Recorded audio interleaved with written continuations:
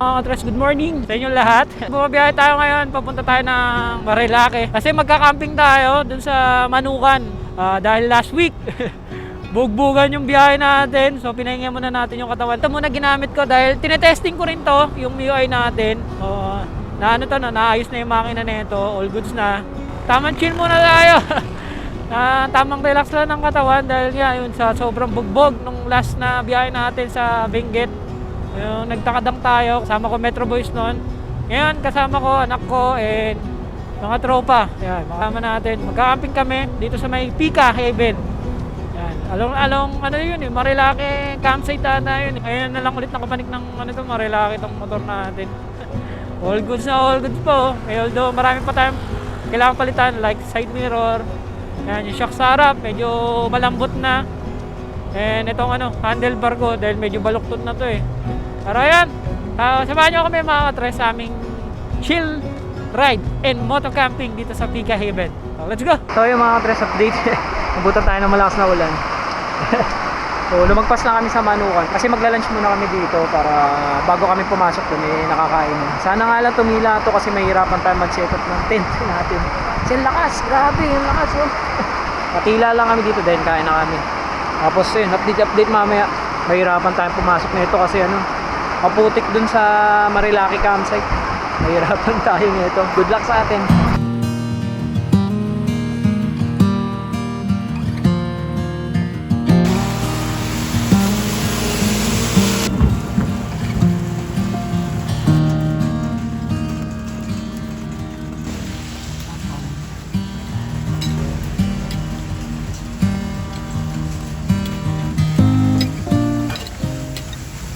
Kanan tayo, kanan.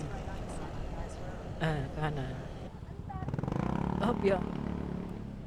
Ikaw muna, Bray. Wala akong barya dito. Magkano, boss? 10 pesos. 3 motor. Ito na, Bray. Salamat. Ingat kayo dito dahil medyo madulas at matarik ang pababa nito. Grabe, dahan-dahan lang, malubok. Yo! Buti na lang, nakapag-tuning na tayo ng shock. Hindi, wasak yung likod. So sabi ni Google Map, kanan tayo. Kanan.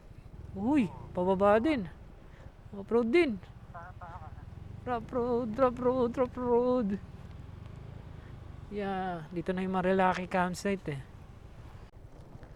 Grabe, lubak. Ingat na lang muna mga katres. Medyo malubak pa dito sa part na to.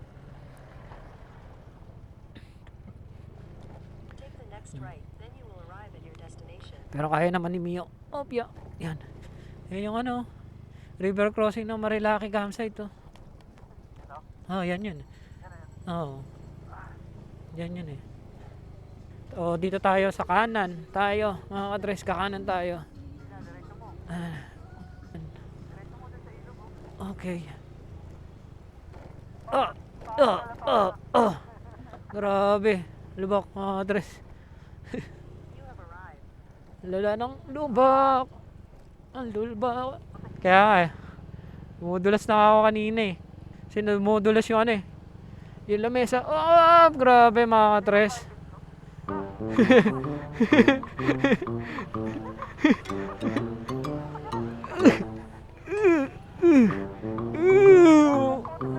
Tama lang yung tinaanan mo.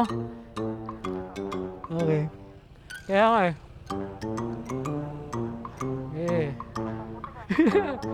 Di yan. Uy, ako lumubog. Di, kaya yan. Nakaahon ako eh. Lumubog na ako. Di yan, diretso lang. Yan.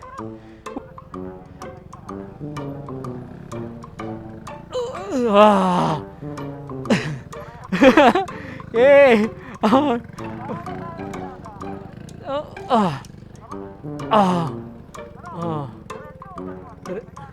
Diretso.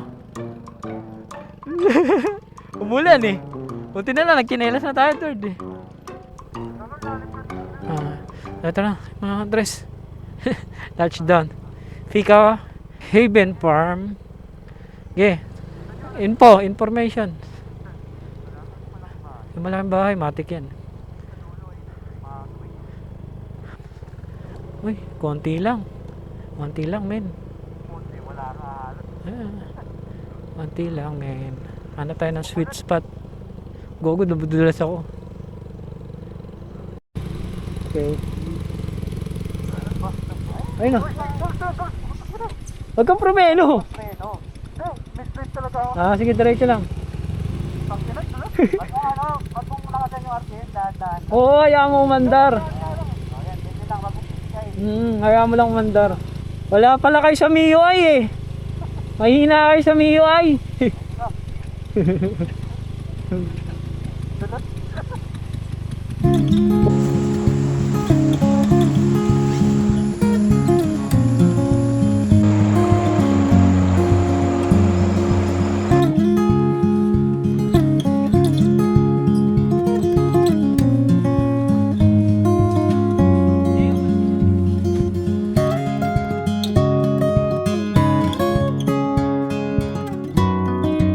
So what's up mga tres, I'm back. Ito na yung setup natin. After siguro 30 minutes lang, medyo mabilis at tayo nakagawa. Ayan. So ito yung kusina namin. Hello Kuya Deo. So tas dito lang namin pinark yung mga motor namin. Goods lang dito, swerte tayo dahil maganda yung panahon. Kanina sobrang lakas ng ulan. Yun nga lang, problema natin medyo mabrown yung ilog. Kaya hindi tayo makakaligo dyan, matik yan. Kahit sabihin natin bukas, hindi yan magiging goods. Ang habol lang naman natin dito yon yung makapag-chill lang tayo dito, ma-experience ng anak ko yung pagka-camping natin. Yun, tsaka ng mga tropa kasi first time din nila magka-camping eh. Kaya lahat ng gamit sa atin, yun. So kung pupunta kayo dito, medyo magana lang kayo. Ingat-ingat lalo na pag maulan. Mahirap yung daan kasi sobrang maputik kasi medyo madulas. Buti nga nakasurvive yung Mio natin. So Mio yung gamit natin, ito. Yan, ayun, pinagamit ko muna kay Brian yung isang motor natin. Tapos ito, inirap ko sa kanya itong GB box na to, sa kanya to eh. Para makuha natin lahat ng gamit natin, madala natin. Para hindi tayo kulang-kulang. So, ayun. Mamaya, mag-chill lang tayo dito. Enjoy lang natin tong magandang araw na to. Itong bakasyon natin. Itong 2 days na bakasyon. Kasi medyo nabugbog tayo dun sa ride natin sa Takadang. Kaya, reward sa atin to. So, kita-kits mamaya mga katres.